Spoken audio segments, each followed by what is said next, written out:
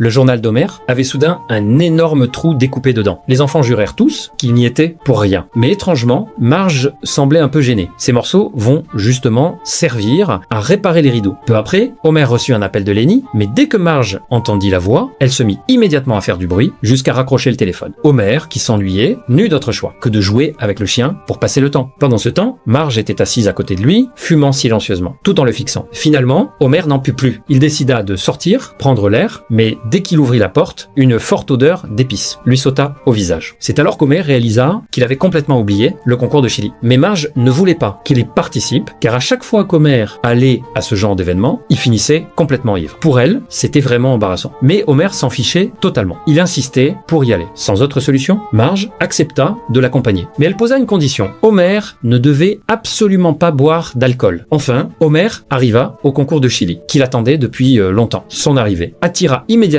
tous les regards. Il sortit lentement une cuillère, puis se dirigea directement vers le stand de Flanders. Le chili de Flanders était présenté comme un niveau 5 sur l'échelle du piquant. Mais pour Homer, cela ne valait même pas plus qu'un niveau 2. Ensuite, Homer se rendit au stand de Moe. À ses yeux, le chili préparé par Moe était seulement bon pour les malades. Pendant ce temps, Clancy avait même préparé spécialement un chili pour Homer.